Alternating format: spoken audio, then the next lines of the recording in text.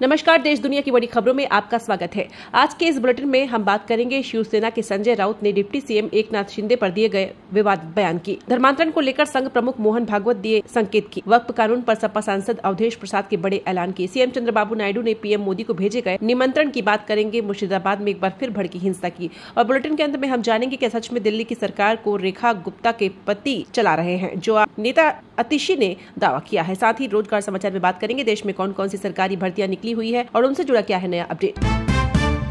सहकारी समितियां petrol pump चलाएंगी, gas बांटेंगी। Bhopal में शाह बोले एमपी में काफी संभावनाएं। सांची और एनडीडीबी के बीच एमओयू। केंद्रीय गृह और सहकारिता मंत्री अमित शाह भोपाल के रविंद्र भवन में आयोजित राष्ट्रीय सहकारिता सम्मेलन में शामिल हुए। इस दौरान मध्य प्रदेश दुग्ध संघ और national dairy development board NDDB के बीच एमओयू हुआ है। इसके साथ ही एमपी के 6 दुग्ध संघों और एनडीडीबी के बीच 6 अलग अलग एमओयू भी किए गए। इस दौरान कार्यक्रम को संबोधित करते हुए अमित शाह ने कहा कि देश में सहकारी समितियां पेट्रोल पंपों का संचालन करेंगे और रसोई गैस का वितरण भी संभालेंगी। शाह ने कहा कि सहकारिता सेक्टर में मध्य प्रदेश में काफी संभावनाएं हैं, जिस पर काम करने की जरूरत है। इससे पहले स्टेट हैंगर पर शाह का स्वागत मुख्यमंत्री डॉक्टर मोहन यादव और सहकारिता मंत्री विश्वास सारंग ने किया। इसके बाद शाह का काफिला रवाना होकर सीएम हाउस पहुंचा, जहां शाह ने सीएम मोहन यादव और उनके साथी मंत्रियों के साथ लंच किया। टोक्यो, सिंगापुर, एम्स्टर्डम को टक्कर देगी अमरावती। चंद्रबाबू नायडू ने पीएम मोदी को भूमि पूजन का भेजा न्योता। आंध्र प्रदेश की राजधानी अमरावती शहर को तैयार करने की परियोजना पर एक बार फिर तेज रफ्तार से काम शुरू हो गया है। मुख्यमंत्री चंद्रबाबू नायडू का यह ड्रीम प्रोजेक्ट 65,000 करोड़ रुपए की लागत से तैयार होने वाला है। इस परियोजना के भूमि पूजन के लिए प्रधानमंत्री नरेंद्र मोदी को न्योता भेजा गया है। कृष्णा नदी के तट पर आंध्र प्रदेश की नई राजधानी तैयार होगी। आंध्र प्रदेश सरकार की ओर से जारी एक बयान में कहा गया है कि इस परियोजना का मकसद एक लोगों की राजधानी बनाना है, जो दुनिया भर से कुशल प्रवासियों, उद्योगों, पेशेवरों और व्यवसायों को आकर्षित करे। इसे टोक्यो, सिंगापुर, एम्स्टर्डम की तर्ज पर बनाया जाएगा।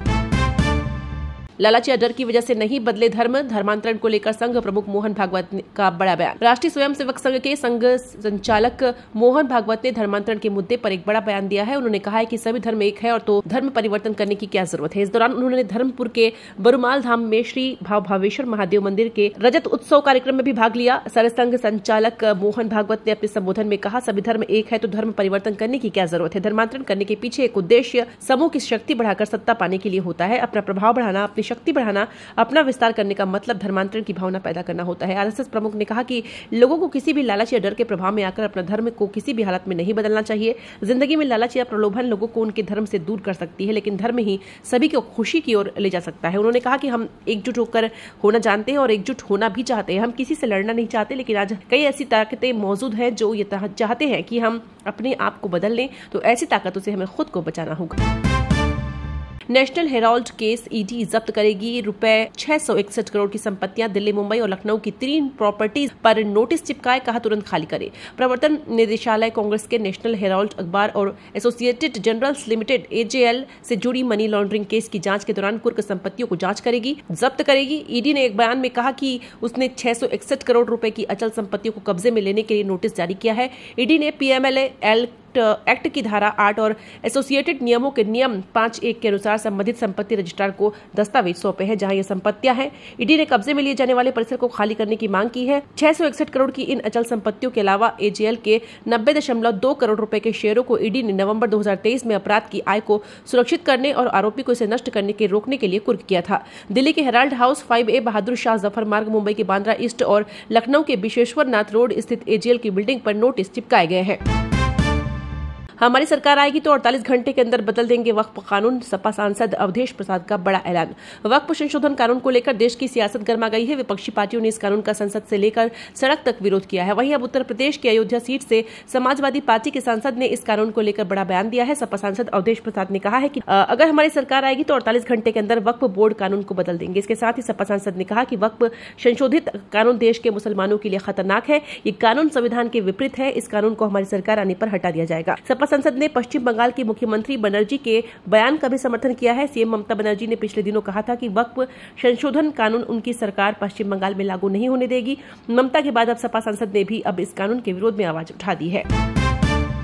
महाराष्ट्र के महामूर्ख है संजय राउत, एकनाथ शिंदे को बलि का बकरा बताने पर भड़के संजय निरुपम। महाराष्ट्र में एकनाथ शिंदे वाली शिवसेना के नेता संजय निरुपम ने उद्धव ठाकरे वाली शिवसेना के संजय राउत पर बड़ा हमला बोला है। दरअसल संजय राउत ने डिप्टी सीएम एकनाथ शिंदे को बलि का बकरा करार दिया था, जिसके बाद शिवसेना नेता ने उन्हें घेरा और कहा कि शिंदे बकरे नहीं बल्कि शेर हैं। निरुपम ने कहा, संजय राउत बार बार कहते हैं कि एकनाथ शिंदे महाराष्ट्र के बलि के बकरे हैं। मैं साफ कर, शिंदे जी बकरा नहीं शेर है और वो शिवसेना को बचाने निकले हैं, न कि किसी के सामने झुकने। संजय निरुपम ने आगे कहा, जब से संजय राउत उन लोगों के साथ त्योहार मनाने लगे हैं जो बकराईद मनाते हैं, तब से उनकी जुबान भी वैसी ही हो गई है। लेकिन उन्हें समझना चाहिए कि महाराष्ट्र की असली ताकत शेर में है, न कि बकरे में।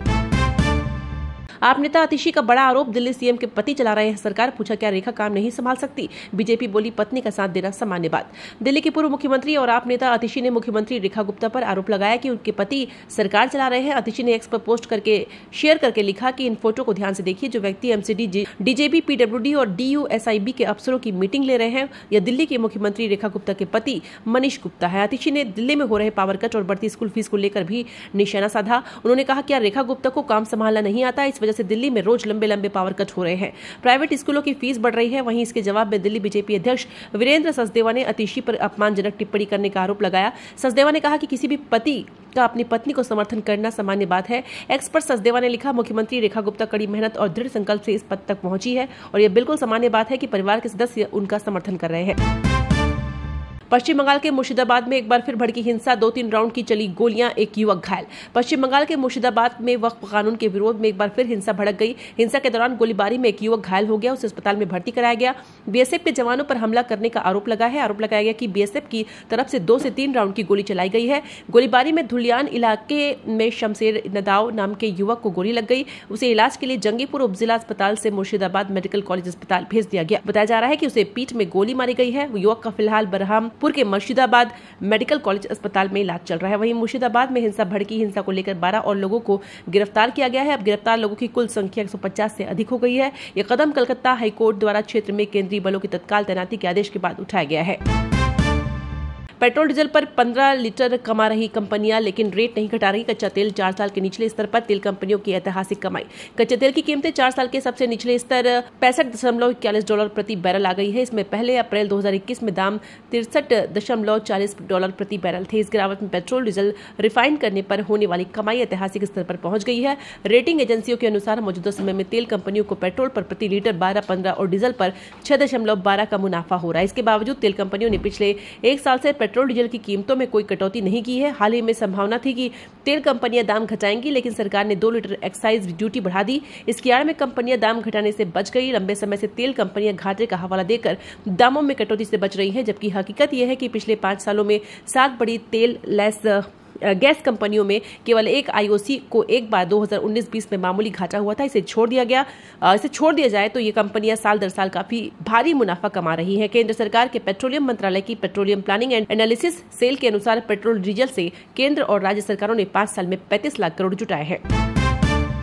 सपा सांसद रामजी लाल सुमन बोले, मैं झुकूंगा नहीं। आगरा में मेरे घर पर हमला किया, उनके दबाव में नहीं आऊंगा। कौन सा राष्ट्र तो हो गया। आगरा के गढ़ी रामी में राणा सांगा की जयंती पर करनी सेना के कार्यकर्ता जुटे। राणा सांगा को गद्दार कहने वाले सपा सांसद रामजी लाल सुमन के खिलाफ कार्रवाई की मांग की। लाठी डंडे और तलवार लहराते हुए जमकर बवाल किया। करनी सेना के पदाधिकारियों ने खुले मंच से सांसद को नाक रगड़वाने की धमकी दी। वही सांसद रामजी लाल सुमन से इस मामले को लेकर बातचीत की। सांसद ने कहा, जिन्होंने मेरे घर पर हमला किया, उन लोगों के दबाव में मैं माफी नहीं मांगूंगा, न ही झुका हूं और न ही झुकूंगा। बाकी 19 अप्रैल को सपा प्रमुख अखिलेश यादव हमारे घर आ रहे हैं, आगे की रणनीति तय करेंगे। वहीं मुझे जान से मारने, जीप काटने की धमकी मिल रही है। मैं समझता हूं कि प्रशासन को ये सब पता है, वो खुद व्यवस्था देख लेंगे। हमने अपनी तरफ से कोई व्यवस्था नहीं की है। गुजरात सरकार को घेरने के चक्कर में केजरीवाल कर गए अखिलेश यादव जैसी गलती, बीजेपी ने कहा दोनों नकली नेता। गुजरात के गृह मंत्री हर्ष सांघवी ने आम आदमी पार्टी के राष्ट्रीय संयोजक अरविंद केजरीवाल और समाजवादी पार्टी के प्रमुख अखिलेश यादव पर तीखा हमला बोला। उन्होंने दोनों को नकली और धोखेबाज नेता करार देते हुए आरोप लगाया कि उन्होंने गुजरात बोर्ड के परिणामों से संबंधित एक पुरानी खबर को सोशल मीडिया पर साझा किया। सांघवी ने स्पष्ट किया कि गुजरात बोर्ड के 2025 के परिणाम अभी घोषित नहीं हुए हैं। फिर भी केजरीवाल और अखिलेश यादव ने मई 2023 की एक खबर का हवाला दिया, जिसमें दावा किया गया था कि 157 स्कूलों में 10वीं कक्षा में एक भी छात्र पास नहीं हुआ। उन्होंने इसे जनता की राय को प्रभावित करने के लिए इस गलत सूचना फैलाने की साजिश बताया और कहा कि ऐसे नेताओं को बच्चों को अपनी गंदी राजनीति में घसीटने का कोई अधिकार नहीं है। तमिलनाडु बीजेपी के पूर्व अध्यक्ष के अन्नामलाई बोले, शाह के दौरे से एनडीए मजबूत हुआ। हमारा लक्ष्य डीएमके को सत्ता से हटाना। तमिलनाडु बीजेपी के पूर्व अध्यक्ष के अन्नामलाई ने कहा कि केंद्रीय गृह मंत्री अमित शाह के हालिया दौरे के बाद राज्य में एनडीए और मजबूत और एक्टिव हुआ है। हमारा लक्ष्य डीएमके को सत्ता से हटाकर एनडीए को सत्ता में लाना है। उन्होंने बीजेपी के नए प्रदेश अध्यक्ष नयनार नागेंद्रन को बधाई देते हुए लिखा, नयनार का राजनीतिक अनुभव और उनकी प्रतिबद्धता पार्टी को तमिलनाडु में मजबूत बनाएगी। इससे पहले बीजेपी नेता और पूर्व राज्यपाल तमिलिसाई सुंदरराजन ने भी डीएमके सरकार को जनविरोधी बताते हुए कहा कि डीएमके सरकार का आखिरी अध्याय शुरू हो चुका है। एनडीए 2026 में जीत हासिल करेगा। उन्होंने पूर्व डीएमके मंत्री के पोनमुड़ी के महिला विरोधी बयान को भी निशाना साधा और कहा कि माफी काफी नहीं है, उन्हें सरकार से बर्खास्त किया जाना चाहिए। पंजाब के मानसा में खालिस्तानी झंडे वाली रैली रोकी। सिमरनजीत मान बोले, शांतिपूर्ण रैली की अनुमति मिले, बंटवारे के समय सिखों की राय नहीं ली गई। पंजाब के मानसा जिले में पुलिस ने खालिस्तानी झंडे के साथ निकलने वाली रैली को रोक दिया। गांव रोड से शुरू होने वाली इस रैली में कहीं भी खालिस्तानी झंडा नहीं लहराने दिया गया। इस बीच शिरोमणि अकाली दल अमृतसर के अध्यक्ष सिमरनजीत सिंह मान ने गांव रल्ला में अहम बयान दिया। उन्होंने कहा कि गुरुपंत वंत पन्नू को बाबा साहेब अम्बेडकर के खिलाफ बयान नहीं देना चाहिए। मान ने बैसाखी के मौके पर कहा कि यह सिखों के लिए महत्वपूर्ण दिन है। पहले बैसाखी पाकिस्तान में मनाई जाती थी, अब तख्त श्री दमदमा साहिब में मनाई जाती है। उन्होंने आरोप लगाया कि पाकिस्तान को अलग अलग करते समय सिखों की राय नहीं ली गई। उन्होंने केंद्र सरकार पर भी निशाना साधा, कहा कि सरकार कभी भी सिखों के हितों की बात नहीं करती। युवाओं की शांतिपूर्ण रैली को रोकने पर भी सवाल उठाया। मान ने कहा कि संविधान के तहत सभी को रैली निकालने का अधिकार है। तो दोस्तों, वीडियो पसंद आया है तो लाइक कीजिए और अभी तक आपने चैनल को सब्सक्राइब नहीं किया है तो चैनल को सब्सक्राइब करके बेल आइकन को प्रेस जरूर कर लीजिएगा। धन्यवाद।